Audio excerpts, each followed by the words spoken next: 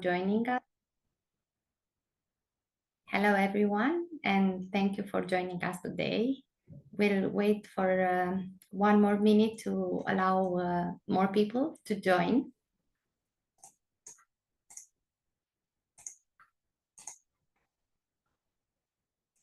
First, let me introduce myself. I'm Gabriela Constantin, Transition Program Manager at Climate Bonds Initiative. Climate Bonds Initiative is an international organization working to mobilize global capital for climate action. We promote investment in projects and assets necessary for a rapid transition to a low carbon and climate resilient economy. And a few words about our lunch and learn sessions. The sessions are open to our internal and external stakeholders. We organize these sessions to keep up to date on existing projects and to build a network of shared expertise and interest. Here's the running order for today's session. Dr. Lizzy Harnett from RMI will be presenting Transition Finance How to Guide series. At the end, we will have a Q&A session for 15 minutes, so please post your questions in the chat. Please also note that this session is being recorded and will be available on our YouTube channel and on our website.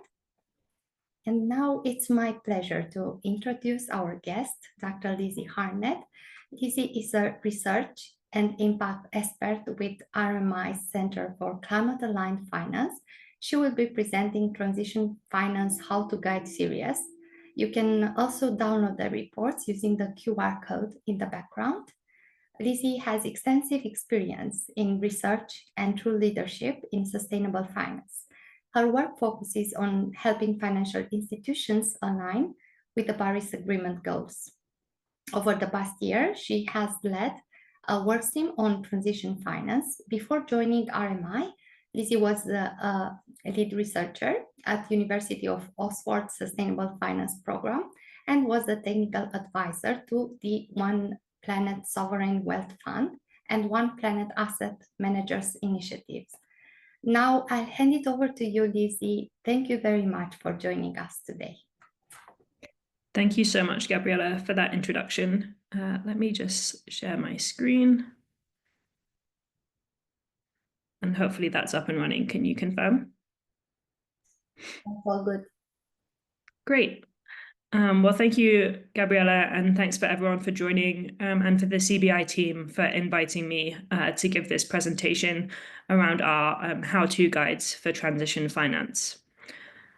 So as Gabriela said, I'm a research and impact expert at the Climate Finance Program for RMI. For those that don't know RMI, we are an independent nonprofit organization made up of experts accelerating the clean energy transition.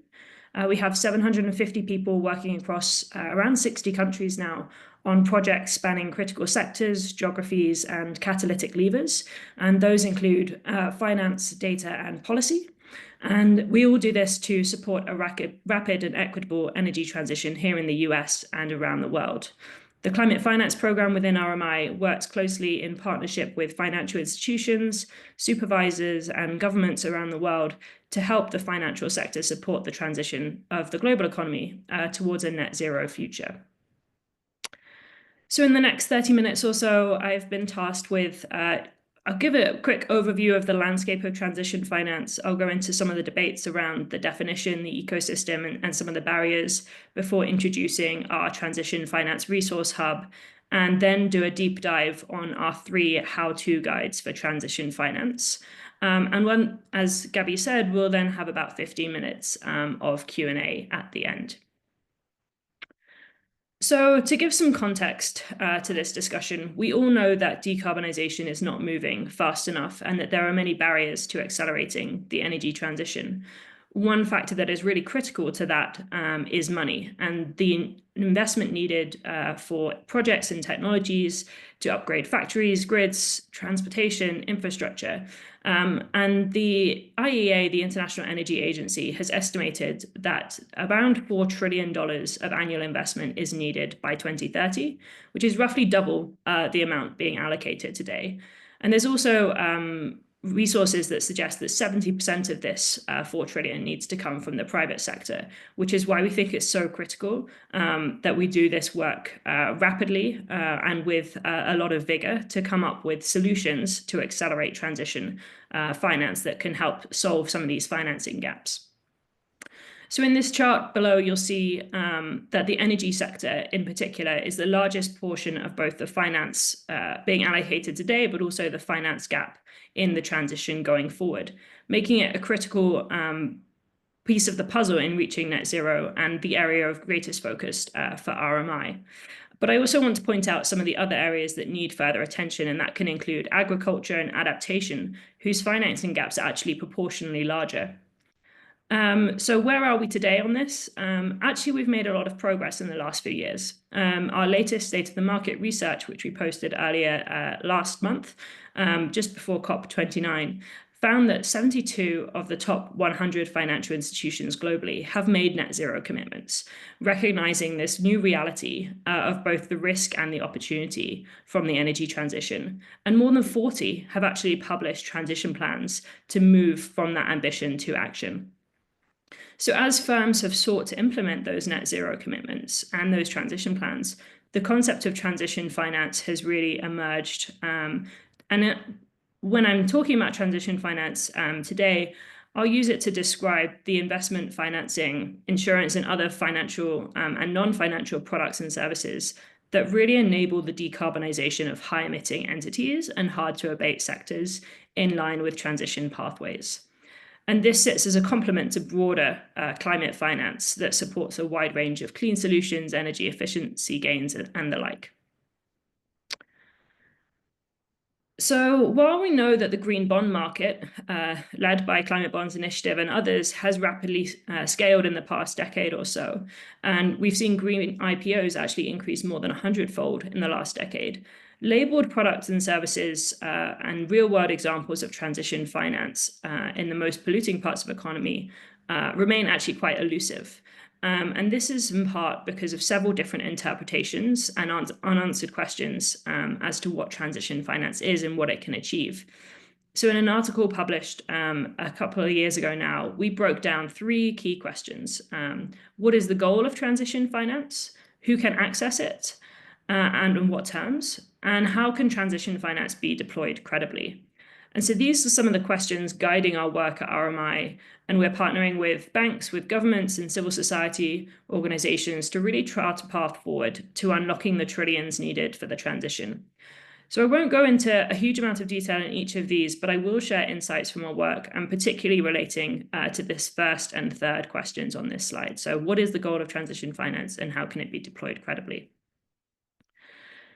So in an early intervention on the topic of kind of how do we define transition finance and how do we do this credibly, we convened a series of stakeholders at Climate Week in 2023 to produce an open letter from 11 NGOs, including RMI and CBI, which was published at COP28 in Dubai. And this really created a common narrative and a call for urgent mutual action from the finance sector, from governments and from issuing entities to overcome the barriers and deploy credible transition finance. So instead of trying to create a whole new definition to add to the more than 20 that already exists in the literature, the NGOs on the slide that you can see outlined key characteristics that we think should be building blocks of definitional discussions and key recommendations for taking transition finance forward. And you can see the QR code on the slide here to read the letter in full. It's also available on our Transition Finance Resource Hub that's in the QR code on the main screen. So what does the letter really say? There's 4 key characteristics of transition finance that we outline. And this can hopefully give some background into the how-to guides that I'll move on to in a minute. So 4 things we think are really important for transition finance. Firstly, enabling decarbonization of high-emitting entities and hard-to-abate sectors, where a credible pathway to 1.5 aligned decarbonization exists. This can lead to some debate around pathways and whether 1.5 is still a realistic target, but it's important to ensure that ambition is maintained. Secondly, It's predicated on the existence of a credible strategy for the issuer to decarbonize over time in line with science-based pathways for the sector and the region where available, and in consideration of a just transition. This might look like a transition plan, but given their nascency, we didn't specify that a transition plan was a requirement, and I'll go into a bit more on that in a minute. And when it comes to just transition, a financed entity should outline how it maximizes positive economic, social, and decent work gains and minimizes and mitigates negative impacts. And then the third point we wanted to emphasize is the tracking via annual monitoring and evaluation, and the importance of regular reporting of transition activities and outcomes from agreed baselines. This transparency and accountability for financial institutions will be particularly important for firms using the transition finance category, and particularly those that are wanting to claim this as part of their net zero narratives and climate reporting, as well as for kind of demonstrating their progress and dispelling any greenwashing concerns. The final point that we made was around avoiding carbon lock-in. Carbon lock-in occurs when actions perpetuate, delay, or prevent the transition to low-carbon alternatives, and consideration should be given to the lifetime of activities, to the time horizons involved, and ensuring that this is not business as usual financing. So this letter went some way to answering the key questions around definition and credibility, but the work definitely continues. And so before diving into the how-to guides that we developed for banks wanting to develop their own transition finance approaches, I also want to provide some additional context to some of these enabling concepts and the barriers that are preventing greater progress. And I should just say that over the past year or two, actually, we've been working with a group of banks, both our strategic partners at RMI and a group of banks in partnership with the UK Finance, through a transition finance alignment forum where we've brought together a community of practice, convening on a monthly basis to discuss some of the challenges and the solutions for transition finance. And so a lot of the conversations and the that we had in those meetings have really informed the work that you see here on the slides I'm presenting today. So I just want to thank all those who have participated in this work with us. So here's a brief insight into how we see the transition finance ecosystem and a process evolving. There's been a lot of attention paid over the past few years on the importance of transition plans, and it's often hoped that real economy company transition plans will unlock further transition finance. However, at RMI, we're starting to see a bigger picture emerging and have drawn out some early hypotheses that put transition finance and transition plans in more context. So you can see here that we connect four key elements of the transition finance ecosystem: the financing itself, transition pathways, transition plans, and transition assessment. And I just want to highlight some key messages that are emerging from our work. So first, that transition finance is a virtuous cycle enabled by and enabling the other elements. Transactions aren't the end of the line, and in fact, transition finance can and should support corporate and therefore wider real economy progress along transition pathways. And then this progress should then show up in future versions of transition plans and transition assessments. So this should really be a big cycle that keeps on getting better over time. Another thing to note is how important transition pathways are in this diagram. While a lot of attention focuses on transition plans, they need to be benchmarked against something for the assessment and the financing to assume credibility and ambition in line with what is needed for the transition. So we talk about sectoral pathways, regional pathways, and company pathways as part of this process. Next is the role of transition assessment as a key intermediate step between plans and finance. Notice we don't have a direct arrow between a plan and the financing. This probably goes against quite a bit of guidance that you've seen in the market, but our conversations with transition finance practitioners, it's become really clear that having a plan in place for a client is not enough for the bank or the investor to allocate that capital. The decisions are based on a wider slate of transition relevant data and where they exist, an assessment of the credibility of the transition plan.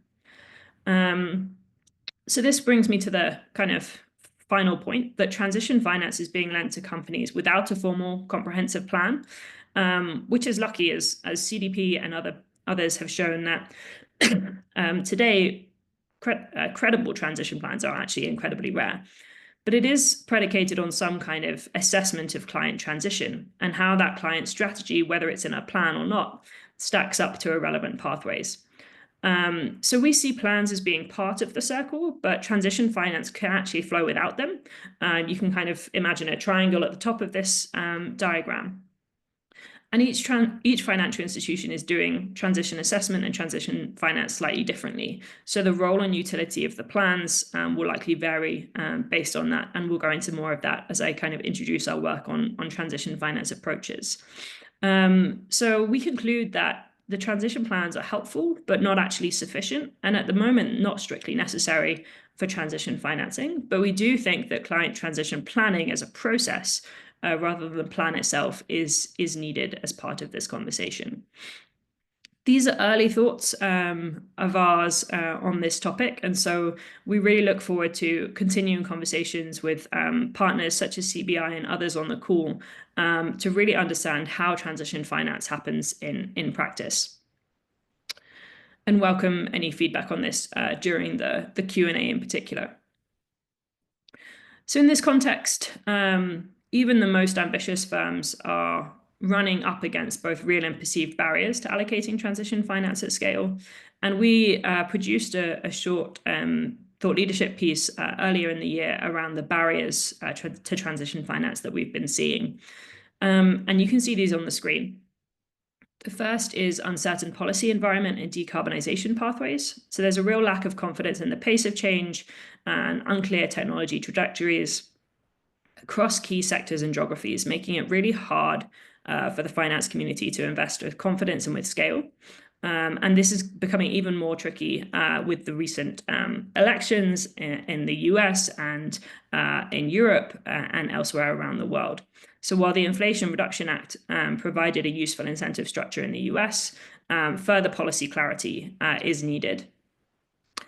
Unclear definitions and barriers. In reviewing the literature, we found more than 20 different definitions and 40 jurisdictions exploring the creation of taxonomies.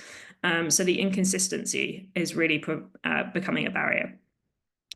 We also see that there's not enough competitive financing and investment opportunities. We regularly hear that capital is available, but there are insufficient projects and companies that will deliver returns that will enable the transition.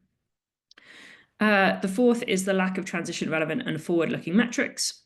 So most financial deals are based on historical, backward-looking trends and data, but the unprecedented nature of the transition really requires a much more forward-looking set of commitments and indicators that will need to be introduced into decision-making going forward. And then finally, we've got adverse market signals and structures. So we see that early movers have reported encountering challenges relating to policies, practices, stigma related to transition finance, and those need to be overcome if we're to scale this market significantly.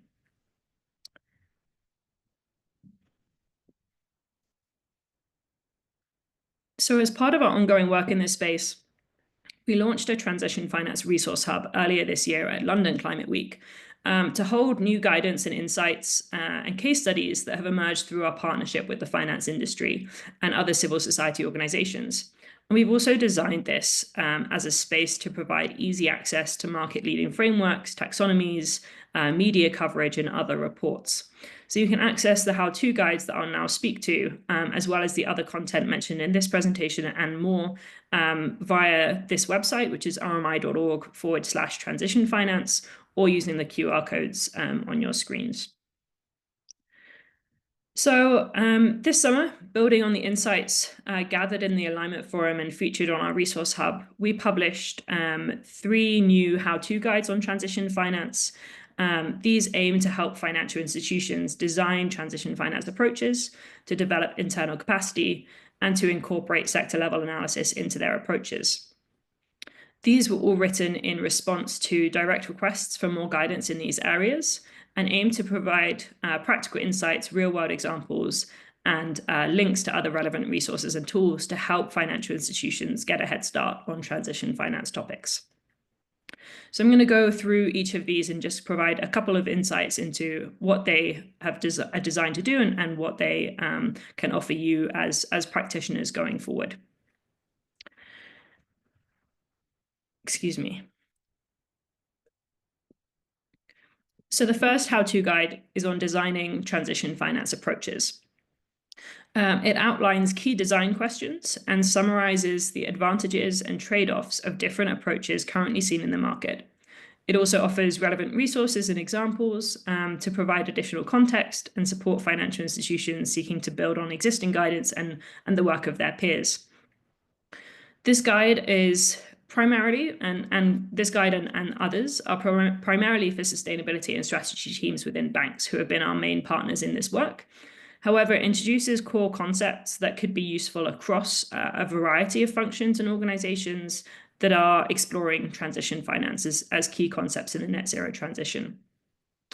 This guidance is not exhaustive, and each financial institution will need to adapt it based on a number of factors, including their strategic goals, where they're already at with their transition finance journey, their portfolio exposure, their stakeholder expectations and groupings.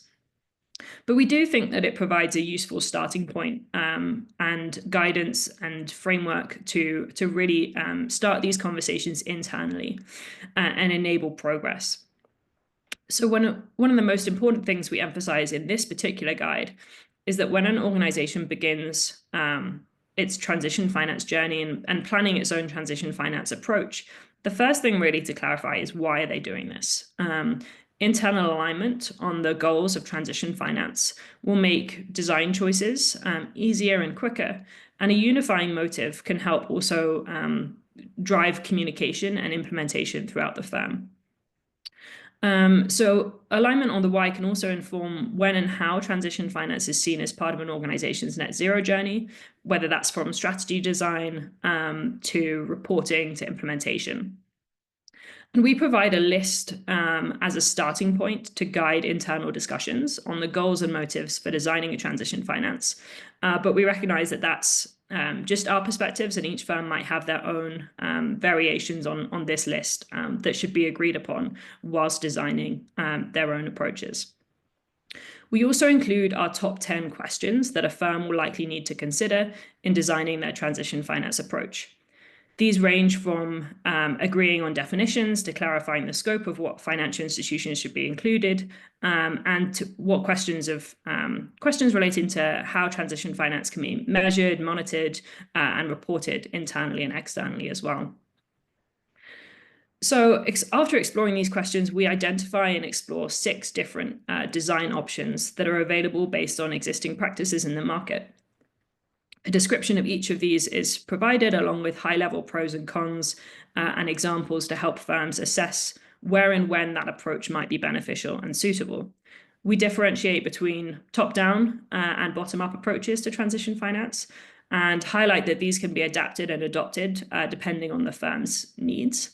So we go into more detail on each of these 6, so guiding principles, decision frameworks, financing and investment policies, taxonomies, transition assessment tools, and technology-focused specializations. And there's been a lot of focus in the market to date on kind of frameworks, but actually we see a lot of these coming into play as different firms publish their transition finance approaches.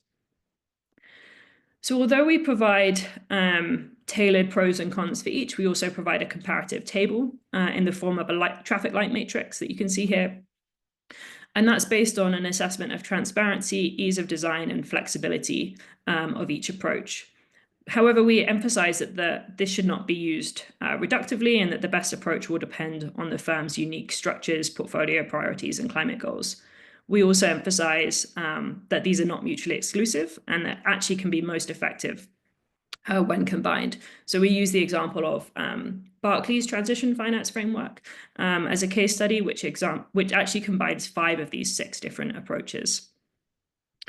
And we also note that the impact, both on the financial and environmental performance of each approach, will be driven by how it's implemented. You can't guarantee that one framework will be better than one taxonomy in terms of actual outcomes. It all comes down to how it's implemented by the firm.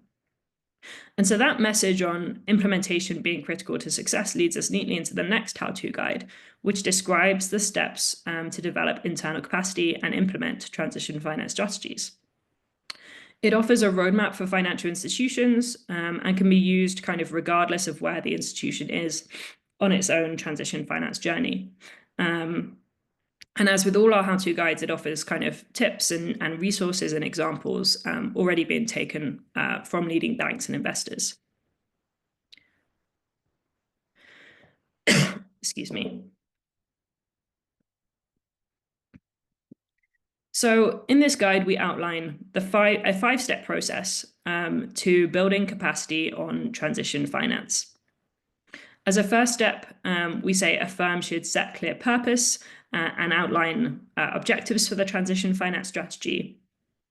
And that can really underpin a firm's narrative on transition finance, facilitate decisions and discussions to generate buy-in, and really guide the firm to a strategy that is best suited for its needs. And shortly after defining the purpose and objectives, a financial institution then must clarify the roles and responsibilities for executing that strategy and ensure that employees are aware of how it affects their day-to-day work. So this is step 2, and it begins with establishing robust governance structures for the transition strategy and communicating those expectations clearly within the firm. Step 3 is builds on this governance structure with a financial institution establishing standardized processes and policies that really enable employees and external stakeholders to understand how it can make transition finance decisions and set guardrails to promote credibility internally and externally. Examples of this could include adapting sector and activity financing policies, maybe setting a climate transition plan, creating the right disclosure and reporting standards that reflect transition finance needs. And although the type and content of these policies and processes will vary, they should complement each other and support a financial institution's broader business kind of climate and transition finance strategies. The fourth step we highlight is the need to develop robust organizational infrastructure and ensure employees have the tools and the knowledge required to execute their transition finance strategy.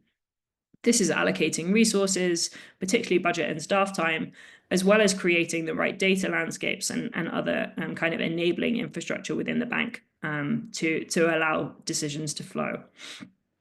And last but definitely not least, we highlight the ongoing step that should underpin all of the others, and that is ongoing education and training for employees. This will be really critical to ensuring that all the other steps and all the other approaches that are being designed actually flow into daily practice within the firm and establish cultures of learning and expertise on transition finance topics. So ultimately, this guide, we hope, provides some key steps needed to succeed on scaling transition finance, noting that really it requires an internal education and evolution in process and practices to ensure that transition finance can be built into how the firm does business and how it can shift towards net zero. I know I'm running out of time, so I'm going to speed through this final how-to guide. But our final how-to guide is on how to incorporate sector-level analysis. A transition finance strategy really begins with an institutional level mandate and vision, as discussed in kind of the previous how-to guides. But implementation will really come down to the transaction level. And at this point, you need to be sector and regional specific. And so this guide really drives into the sector-specific approach to developing transition finance. It doesn't provide a specific framework or guidance, and it's intended to be flexible enough to be used with other kind of complementary guidance that exists in the ecosystem of transition finance. But it introduces this kind of 5-step process to transition finance and then focuses on the two relating really to the sector level. That is identifying priority sectors and then understanding the sector level levers of transition. We'll then introduce, we're planning future guidance that will focus on the bottom two, which are assessing clients and projects, and then identifying institutional levers and product offerings. So one of the main contributions of this report is really outlining guiding questions to help financial institutions identify priority sectors for further research. In this, we note that financial institutions don't need to immediately pursue every sector identified for inclusion in their transition strategy. Instead, they should really focus on a small number of impactful sectors to test their strategies and maximize impact in areas where progress can most easily be achieved, but also be most needed in scaling the transition in the short term. And to aid this, we focus on questions of transition strategy and the feasibility and the ease of implementation to get started. Next, we provide guidance on how a company can understand the sectoral levers of transition, noting that a financial institution may have a clear understanding of both sector-specific energy transition and cross-sector dependencies in order to establish credibility of how a client is seeking to transition and how financing can unlock that transition further. So as an example for this, a bank might need to determine whether switching from coal to gas presents significant risk of carbon lock-in across different geographies. Maybe they need to assess the extent of agricultural emissions reductions and how those depend on green ammonia availability and the offtake required. Or evaluating whether a client's stated transition plan is actually in line with a 1.5 degree warming scenario within that sector. So sector scenarios therefore become like an essential tool for financial institutions in navigating these questions. They provide crucial inputs when evaluating a project or client and might include the target sunset date for a technology or cross-sector technology developments that are needed to further deployment. And so to make use of these scenarios, we've provided 7 different key criteria for assessing the scenarios noted here in the slide. I won't go into more detail, but do read the guidance and get in touch if you're interested in learning more about this. Finally, the second step I want to emphasize is this understanding of sectoral transition levers. And this is really important in evaluating sector scenarios to inform transition assessment. So in the report, we outline kind of 6 use cases for this, and we provide examples of how to apply each against the use cases and the approaches outlined in the first how-to guide. So you can see these how-to guides as kind of a suite of guidance that can be used together to really inform discussions and decisions. So you can see the use cases we outline here on the left of the screen. Everything from evaluating emissions targets, identifying kind of key technologies, and assessing carbon lock-in risk and others. So maybe to just take the first use case and as an example, you can see on the right here a flow diagram we use to illustrate a process for evaluating whether a client's targets are aligned with scenarios and using a range of different approaches to assess this. So alongside this kind of guidance and insight, we provide, again, examples for different sectors. We look at the steel sector, the aviation, and also the early retirement of coal. And as I mentioned before, we're working on future guidance relating to how this can then influence client assessment, which will go into this even further. And so maybe just to conclude, I really recommend keeping a regular eye on our Transition Finance Resource Hub. We'll be keeping that up to date with RMI's latest thought leadership, more case studies and other publications, as well as market guidance and media coverage on the topic. So thank you for listening, and I hope this has given you a good overview of how we're seeing transition finance emerge. It is going to be a critical theme going forward, and both for financial institutions and for corporates seeking to reach their net zero goals. And I hope this has given you an insight into some of the practical guidance that we've been developing to help firms on this journey. And I think there's now time for some Q&A, but please do feel free to reach out directly if you have other questions or want more guidance and insight into what we've been doing. Thank you so much, Lizzy, for this insightful presentation. I start with a question from my side. You mentioned in the first how-to guide that there are 6 different approaches being taken by banks, and many banks are building their own frameworks and methodologies. Is there a need for more standardization in transition finance approaches? Yeah, it's a great question. So we do think that there is some need for further standardization, but we also recognize that, and standardization can play a number of different roles, particularly in terms of providing assurance of credibility and comparability in the market. But we also see that there is a need for transition finance to flow today. We can't wait. The transition is already happening and needs to happen quicker. And so standard setting and standard design can take a long time. And so actually, as long as we have clear guidelines and some parameters as to what is credible and what is sufficient, and kind of put some guardrails in place to reduce greenwashing and transition washing, we think that a kind of a standard shouldn't be required for doing this. And so we encourage firms to develop their own frameworks now, while they have momentum internally, while there is kind of emerging best practice, even if not standards. But then to make sure that those frameworks that they're developing are flexible and dynamic enough that they can be adapted as kind of more guidance comes out and as future standards emerge. And from your perspective, how will transition finance be built into existing governance structures to make sure we have clear lines of responsibility and oversight? Yeah, it's a great question. So we go into some of this in the second how-to guide I mentioned on building internal capacity.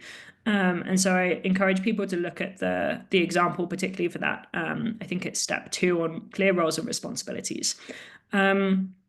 We're actually seeing it develop in a number of different ways across different financial institutions. And so each firm is going to take an approach that suits their internal structures, because each financial institution actually looks very different on the inside. We do think it's important to have a couple of key things, particularly including like C-suite oversight and mandate. Without that, you're going to really struggle for the resources and the impetus and the communication required to implement this on a holistic level. And then you need to build out that expertise, and that will look different within different firms. Some firms are taking the approach of developing kind of teams of experts that then get deployed kind of across the bank, so that more top-down approach, or you can take a more bottom-up approach, excuse me, of really empowering the front office bankers and investors to do their due diligence and trust them that they understand the clients that they're working with, but then educate them on what is needed for transition and the transition pathways relevant to the sectors and the clients that they're really working with. Thank you, Lizzy. Indeed. We also have a question from Ashim Roy. How are financial institutions nudging their corporate clients to develop credible transition plans, such as through attractive rates or rating upgrades? How are these plans being monitored? It's a great question, Ashim. Thank you. So in terms of how financial institutions are nudging their corporate clients in developing transition plans, I don't think I've seen anything on particular attractive rate issuances yet, but we have seen a large amount of engagement on the topic. And that engagement comes in a number of different forms based on the type of financial institution. But we know that transition plan guidance and transition plan publication is being integrated into kind of ongoing engagement structures. We've also seen it come up in shareholder resolutions. And so those discussions are definitely happening, and we are seeing the finance community really pushing their clients, particularly their high emitting clients, to publish transition plans, particularly from a perspective of it providing more forward-looking information that they might not already have, which is critical to this kind of client assessment piece. The plans are being monitored in a number of different ways, and I would say it really does depend on the financial institution in question at this point. That piece of the diagram, that the kind of four circles that I showed, that piece of client assessment of the transition plans and of broader kind of transition activities is emerging as a kind of key theme within finance. But we're actually seeing, similar to kind of broader transition finance approaches, we're seeing firms taking their own approaches. There aren't really a huge amount of standardized or kind of common pieces of guidance there. So there's kind of, that's where we're really focused on our next how-to guide. And so I would say wait and see as we kind of synthesize what is going on in the market and where we see best practice emerging on that. But it's a really important topic and will be critical for ensuring that there is actually credibility in the transition finance that's going to flow. Thank you so much, Lizzy. I'd like also to highlight that at Climate Bonds, we believe credible transition plans must align with Paris Agreement goals, and they should also include a forward-looking strategy, be independently assessed, and have regular progress checks. Regarding to this question, I also have another one for you. How do you think can financial institutions encourage corporates to adopt credible transition finance approaches?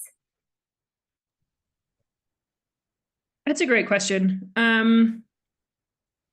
We've seen a number of different approaches, but I actually think that the financial institutions are kind of waiting for credible transition projects to come from their clients. I think it might be the other way around. Is kind of how we're seeing it. And actually, we're hearing a lot in the market today that, you know, as I mentioned, one of the barriers to transition finance being a lack of credible projects.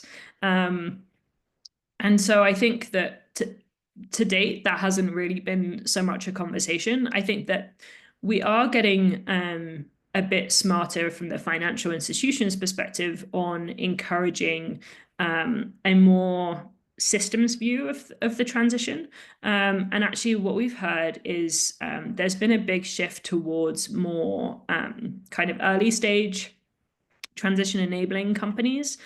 So more kind of large financial institutions interested in the VC and kind of startup space, recognizing that a lot of these kind of transition technologies do need to be developed and kind of scaled from the bottom up. And so we're starting to see more attention to this missing middle where financial institutions can help particularly smaller, medium-sized enterprises and startups get to scale by providing more financing. And so I think that there has been a big shift in availability and willingness for financial institutions to take some early stage risk.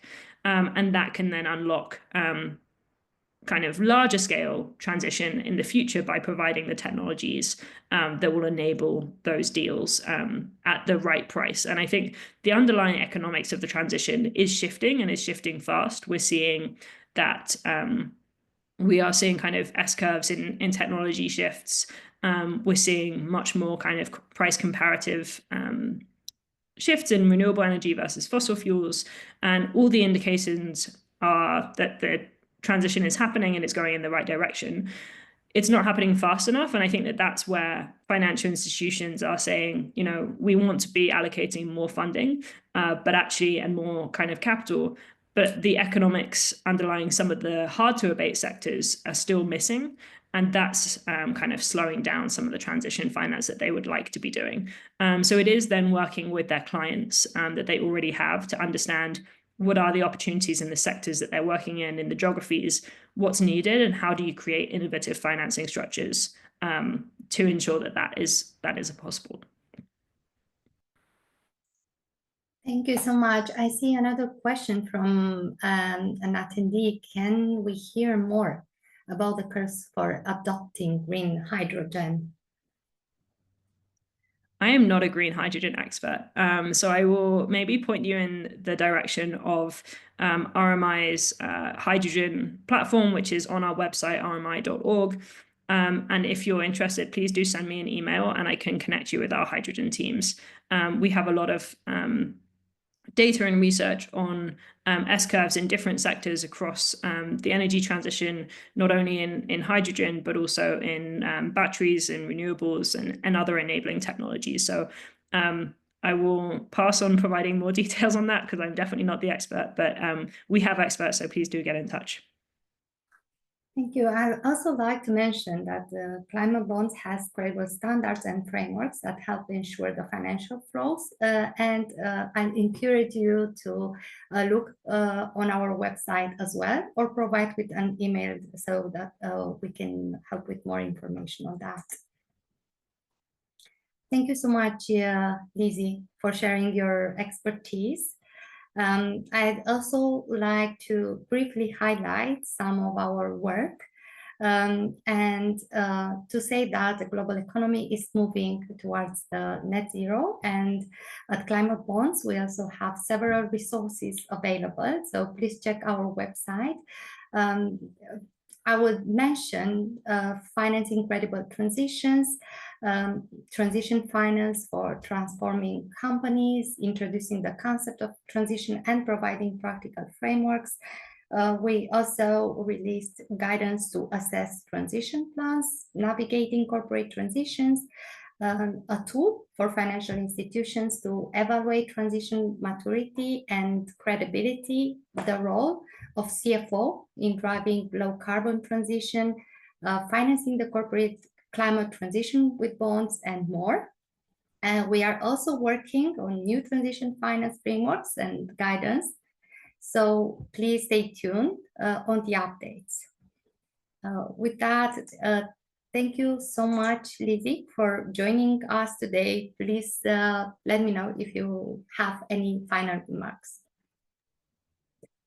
Thank you. I just want to really thank Climate Bonds Initiative for the opportunity to present our work, and also thank you for all the really great work you're doing in this space. A lot of it is featured on our external resources, part of our resource hub. So I encourage people to also check out what Climate Bonds are doing, and we look forward to working with you, Gabriella, and your team, and everyone on the call today. As we kind of accelerate the transition finance market, it is going to be really critical going forward to making sure that we can scale net zero financing. And so, yeah, thank you all for joining, and I look forward to hearing from you. Thank you so much, and also thank you all for joining us today. We look forward to seeing you for our next lunch and learn, and we wish you to have a great day.